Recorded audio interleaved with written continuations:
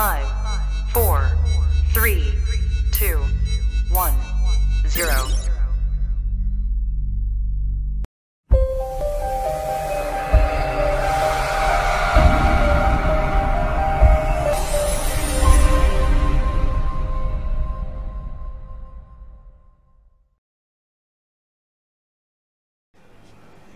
Okey, Assalamualaikum warahmatullahi wabarakatuh. Okey, untuk hari ini kita akan bersiaran dalam satu bilik bilik khas yang kita boleh gerak ke mana-mana tempat yang kita nak. Cumanya waktu presentation nanti stay tune lah. Okey, so kita akan mulakan ada Lina je tak apalah nak buat macam mana, yang lain tak tahu gimana.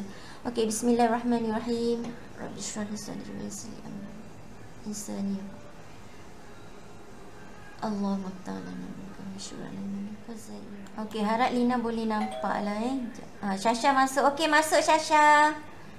Syasha boleh masuk. Boleh duduk tepi Lina pun boleh. Meh masuk meh. Dia minta apa kat sini? Okey, lukiskan mengikut skala saiz penuh bagi pandangan ISO, bagi bongkah, dan dia punya arrow dah ditunjukkan. Dan yang paling penting sekali adalah saiz petak grid adalah 10 kali 10. Nampak 10 kali 10. Ini kena sedia maklum lah. Okey, untuk preparation kita peringkat awal, seperti biasa kita akan keluarkan instrumen. Okey, instrumen yang kita ada di sini.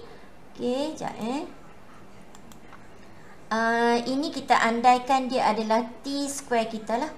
Okey, T square bagi dia ada di sebelah bawah sini. Okey, di samping tu kita kena juga ada, sekejap. Okey, kita akan merah lah kita akan lukiskan garisan binaan. Sebab garisan binaan ni akan menunjukkan starting point kita. So let's say we'll choose somewhere around, let's say here. Sini andaikan dia di sini.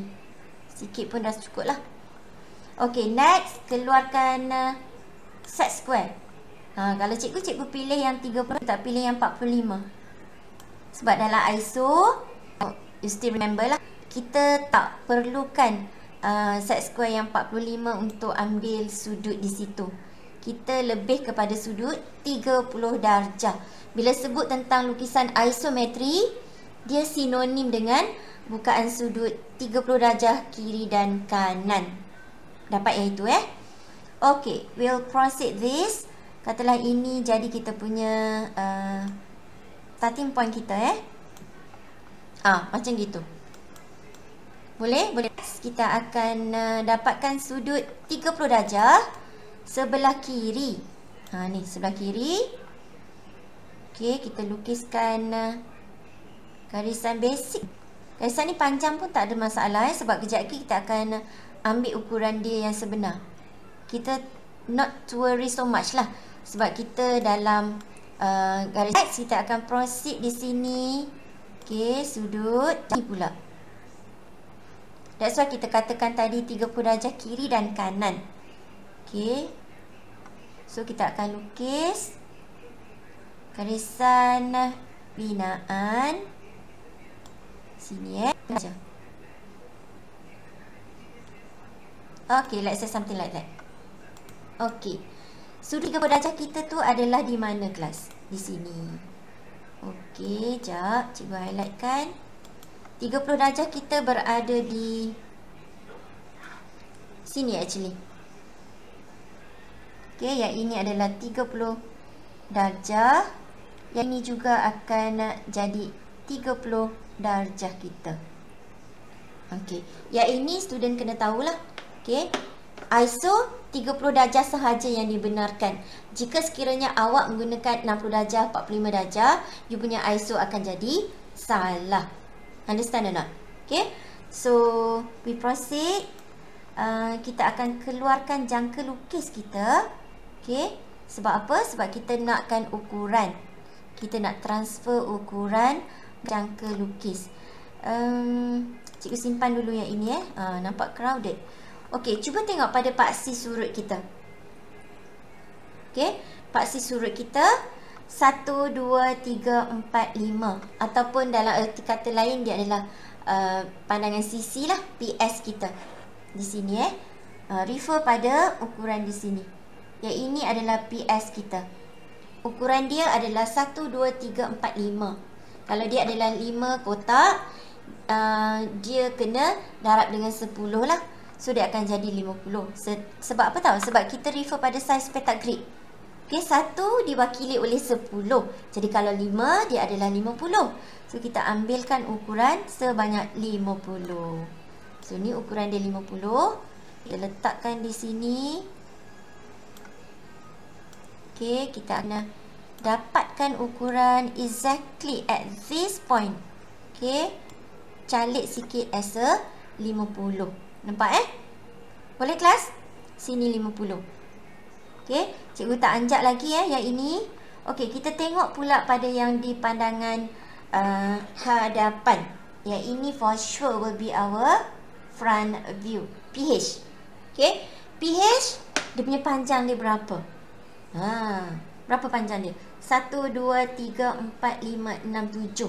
So 7. Betul We just counter check. 1, 2, 3, 4, 5, 6, 7. So dia adalah 7. So kita ambil ukuran sebanyak 70 mm. Okay, dah dapat 70 di situ. Okay, you always have to counter check your dimension. Kita takut waktu awak ambil ukuran pada jangka lukis, and then dalam pertengahan jalan tu, dalam perjalanan awak nak transfer, jangka lukis awak mungkin terlari.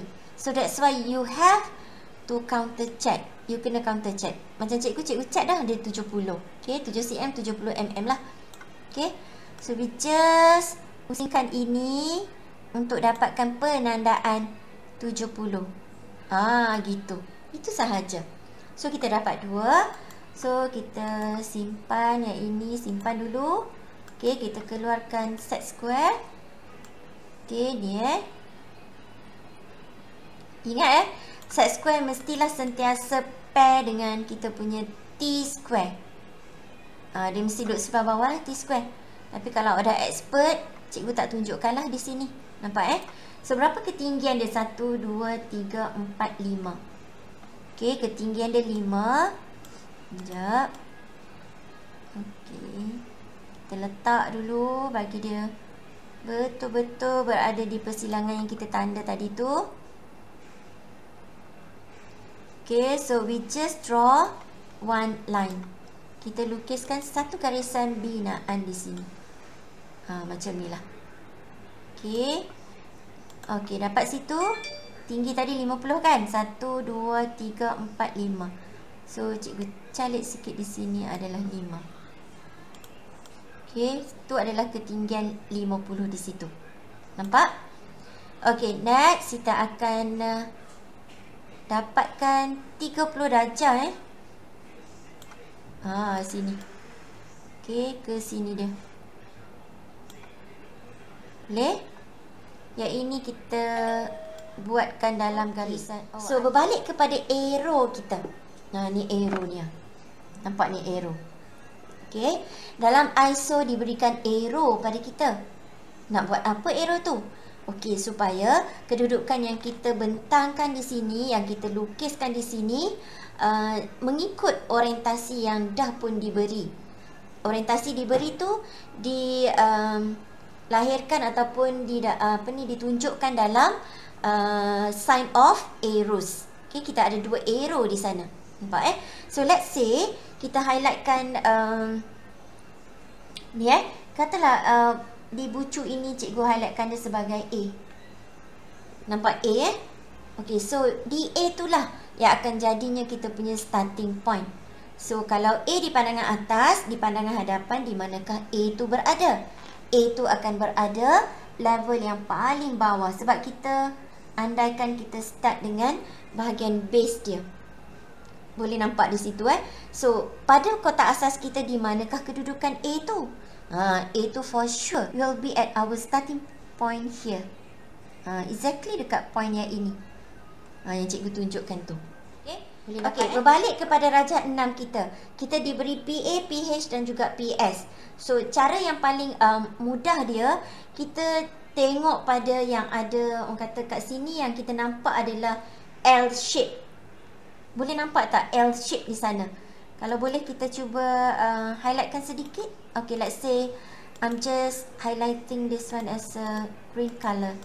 Okay, ini yang kita nampak pada pandangan hadapan. Okay, diberikan kita dalam shape yang berbentuk L.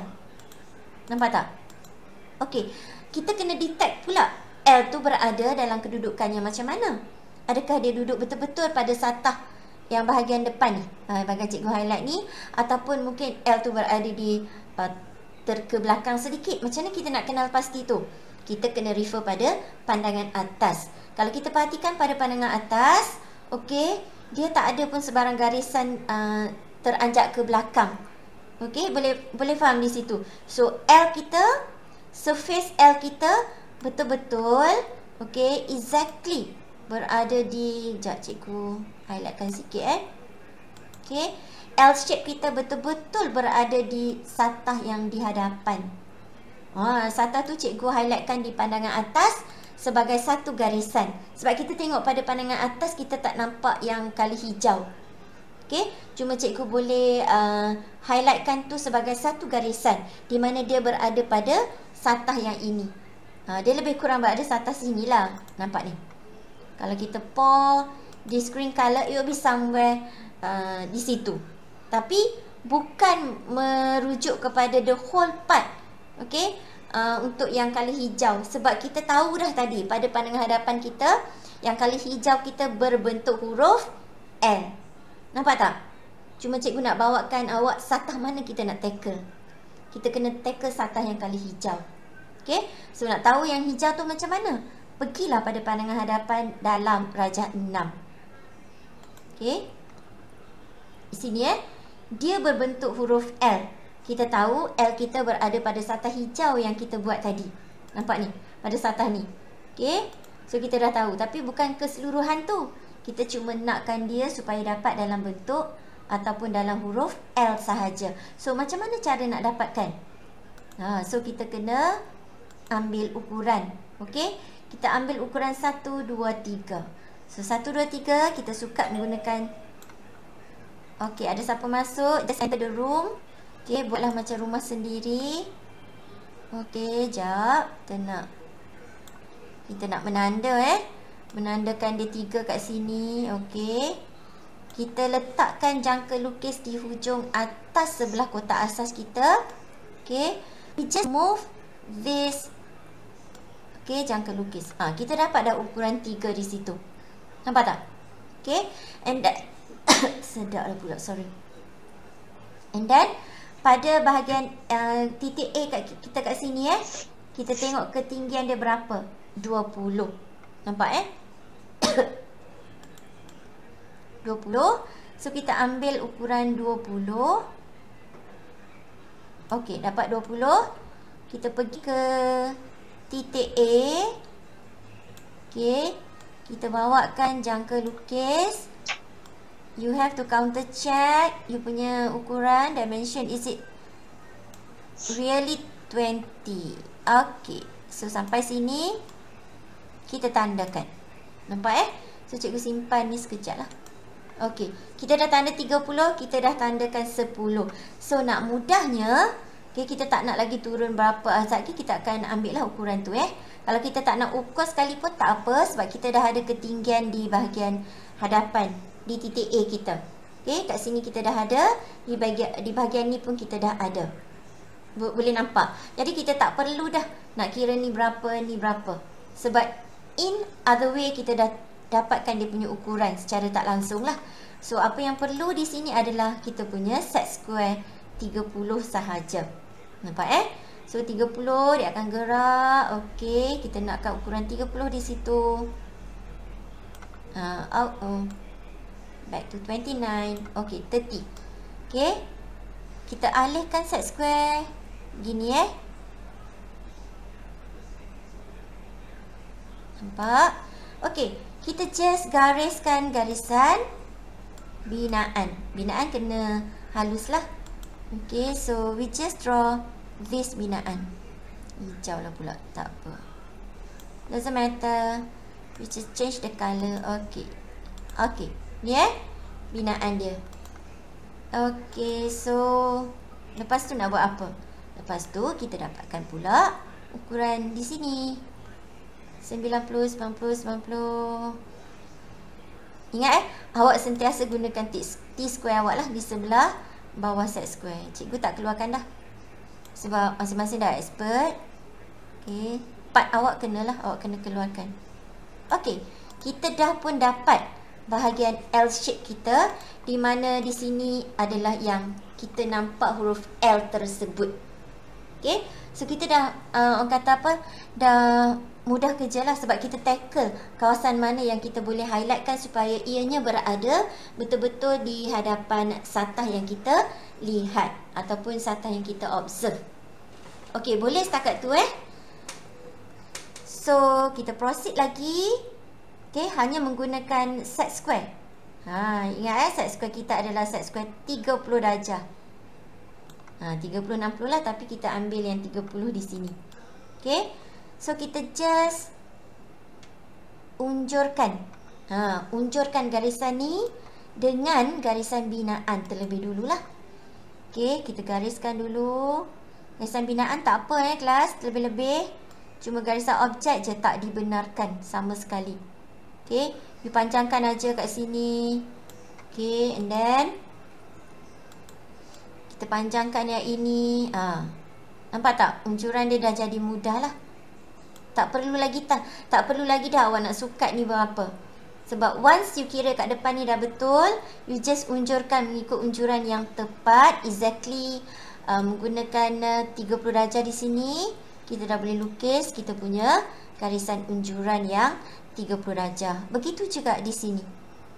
Kita just lukis at one go. Nampak ni Okey, pergi sana. Okey.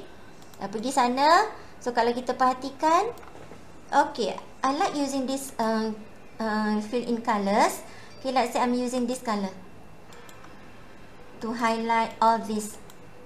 Okey, pada pandangan sisi side view kita. So, apa yang kita dapat hasilkan pada kita punya drawing yang ISO kita di sebelah kanan, kita juga dapat highlightkan colour yang sama. Kita dah dapat build up. Okey, dia punya surface by surface. Nampak tak? So, hijau, colour purple purple ke pink, whatever colours. Okay, so apa lagi yang kita nak highlightkan di sini? Let's say I'm choosing here as a blue colour di sini. Ini adalah bahagian paling atas lah. Macam ni kita tahu dia paling atas. Kita refer pada pandangan hadapan. Dia duduk kat atas. Dia duduk atas sini lah. Nampak ni? So, dekat kawasan mana dia duduk? Di sini. Boleh jelas di situ?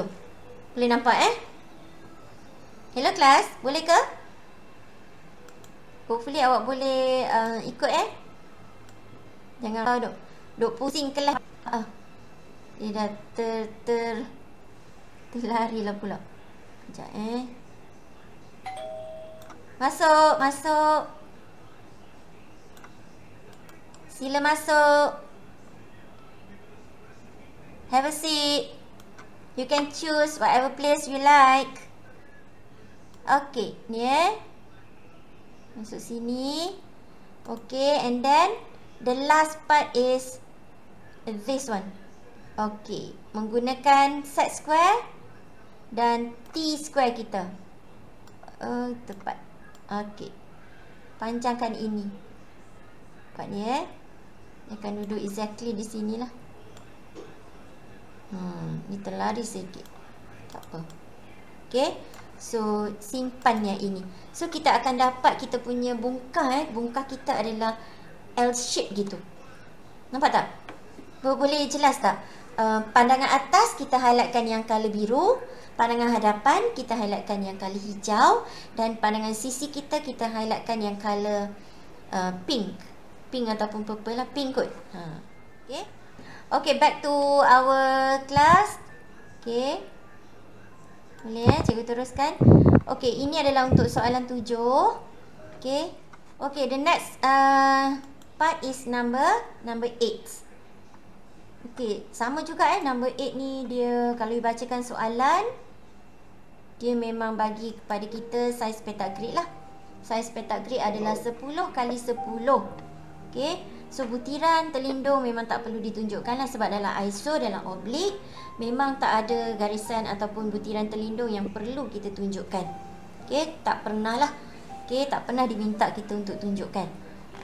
Anyhow, you always have to read the questions given lah earlier. Bacakan soalan terlebih dulu. Okay, before you start, you check for the kotak grid 10 kali 10. Okay. Okay. Bukan apa tau, kita takut nanti diberikan dalam penyataan di sini mungkin contoh lah 8mm kali 8mm. Awak duk biasa guna 10 kan? Awak pun terbiasa guna 10. So kalau dia 8, you kena kali dengan 8 lah. Bilangan kotak grid awak tu kalikan dengan 8, baru dapat keseluruhan. This is just an example. Okay, kemungkinan kod-kod lah kan. So kita kena sentiasa beringat, sentiasa baca soalan dan tolong highlightkan saiz petak grid. Even though kita tak pernah lagi lah jumpa kan, tapi you always have to counter check. You kena bacakan dulu soalan dia. Okay, kita dapat yang color kuning dah sebenarnya kat sini. Bahagian ni kita memang dah dapat. Okay, so bahagian let's say bahagian ni bahagian yang sisi dia, let's say katalah warna ni, warna hijau ni fluorescent akan berada di sini. Okay, so kita dah dapat highlightkan kawasan tu. Nampak So yang seterusnya, kalau kita perhatikan bahagian yang 20 yang cikgu sukat tadi ni, adakah dia berada tegak pada satah yang sama? Tak mungkin lah. Sebab apa? Sebab dia dipisahkan oleh garisan objek di antara dia. So macam ni kita nak tahu kedudukan dia. Kita tengok pada pandangan atas mungkin tak apa-apa nak nampak. Okey, kita pergi pada pandangan sisi. Kedudukan dia adalah condong. So kita tahu di surface permukaan ini dia akan jadi condong di sini. Boleh nampak tak kelas? Boleh bahagian ni So dia akan ada orang kata apa? Ada bahagian yang condong, awak tak boleh lah ukur dia punya kecondongan, melainkan awak dapatkan dia punya X and Y dulu, ukuran XY. Okay, so why not kita tackle pada bahagian atas. Bahagian atas, let's say using this color. Atas ni 20 kali 20 ni bahagian atas ni. Ni bahagian atas ni. For sure dia akan berada di kawasan paling atas dan di sebelah belakang sana. Nampak tak? Jadi kita dah boleh ambil ukuran. Okay, 20-20 kita dah boleh tandakan di bahagian sini. Tengok buat sama-sama kan? Okay, so kita dah boleh menanda bahagian ni ni okay, ke bawah sikit kawasan ni. Okay, kita boleh tanda ni dah 20 kat sini, nampak tak? Ni cikgu nak tanda sini sikit. Okay, dan kawasan ni pun cikgu nak tanda 20. Nampak tak? Okay, macam tu.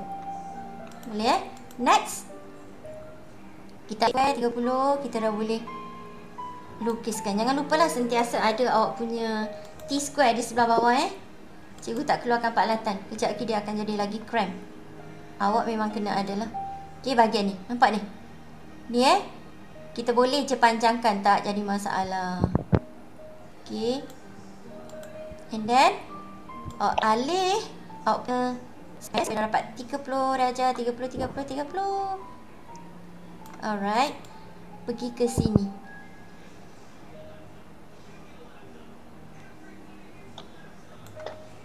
Okey, kita tandakan. Nampak? Boleh Okey, so dapat bahagian yang atas ni kalau kita highlightkan dia memang for sure akan berada di sebelah atas. Boleh nampak tak sekarang? View dia macam mana? Harap-harap awak nampak sedikit lah. Boleh ke? You nak start yang mana satu pun tak jadi masalah bergantung kepada orang kata apa kreatifnya awak itu. Okay, you nak lukis katalah cikgu saya tak nak start di bahagian atas cikgu yang color pink tu. Nak teruskan bahagian apa pun tak jadi masalah. Up to you. Okay. So, cikgu tekan bahagian atas dengan melihat pada pandangan sisi. Ni PS pandangan sisi. So, kita nak cuba tengok, okay, apa yang boleh kita lukiskan di sini. Kalau nak tengok di sini, dia akan drop. Dia akan drop ke bawah sebanyak satu kotak. Satu kotak diwakili oleh 10 mm. Okay. So, kita dah boleh dah ambilkan ukuran di sini sebanyak 10 mm. Itulah cikgu lukiskan ni 10 mm. Nampak ni? Ni drop 10 mm di situ. Nampak tak? And then pindah ke sini. Sebelah ni satu, sebelah belakang dia satu lah. Okay. Juga 10 mm. Sekejap. Ambil ukuran siap-siap. Okay, 10 mm. Macam tu. Nampak? So, kita dah drop. Ni kejap tak lagi you confuse pula apa benda cikgu lukis ni. Ni tak ada. Tu. Okay. 10 mm dia drop ke bawah. And then macam biasalah, kita akan gunakan semula set square kita 30 darjah. Ingat cikgu selalu guna 30 darjah. Jangan pula awak tersilap dia guna 45 ke apa ke. 30 darjah di sini. Nampak tak? Kita lukiskan garisan binaan di situ. Apa sebenarnya di situ? Kita tengoklah. Sekejap let's say sini dah boleh di-highlightkan dengan color biru. Nampak ni? Ni akan jadi surface yang color biru. So, kita dapat surface-surface yang tertentu di situ yang membolehkan kita teruskan kita punya lukisan. So, kalau kita tengok balik dekat PS kita, okay, ada garisan condong di sini. Nampak ni? Ada garisan condong di sini. Nampak? Di kawasan tu.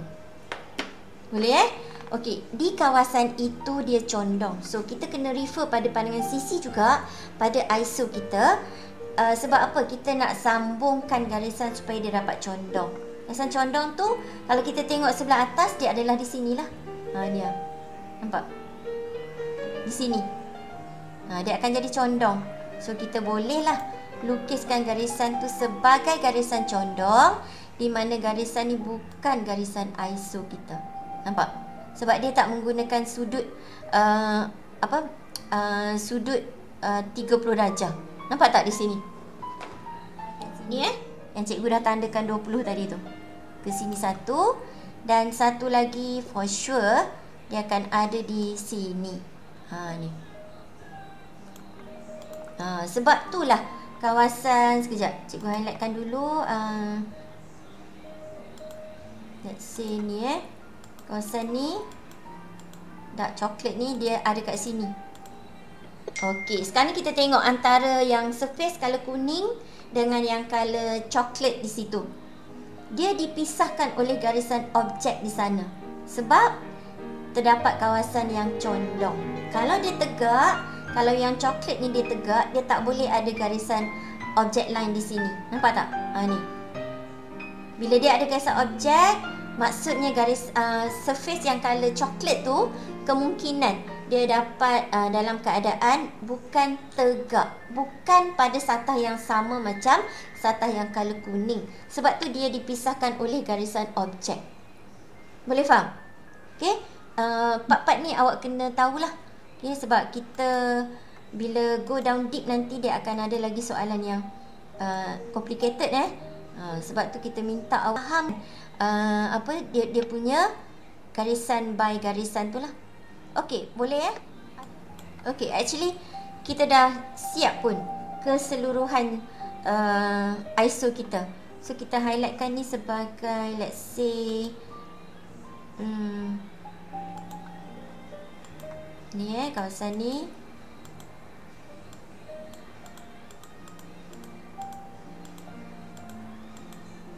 Just nak bagi awak nampak dia punya paparan tu. Okay, so this part lah. Okay, kita dah nampak.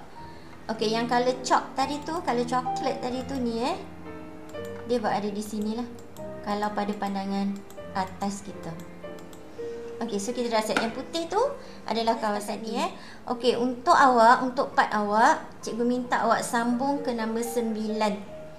Okey, disambungkan, teruskanlah latihan awak untuk nombor 9.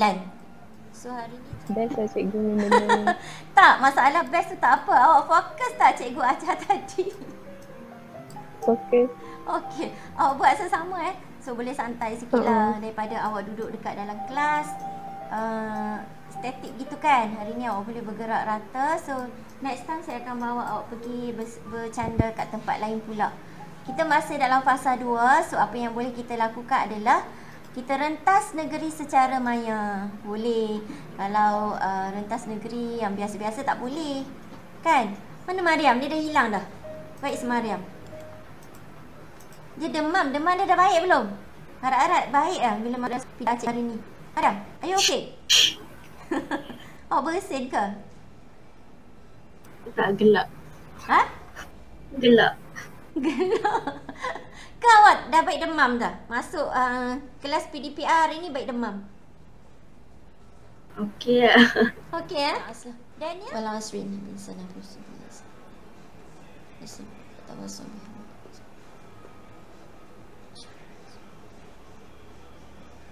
Okey, amin amin ya rabbal alamin ya Allah ya Tuhanku, supaya majlis kita lebih diberkati lah. Okey, thanks for joining our class this morning. Hope you enjoy yourself and pastikan awak sentiasa jaga SOP. Okey, assalamualaikum warahmatullahi wabarakatuh. Bye. Baik, cikgu. Bye. Bye. Bye. Have a nice day.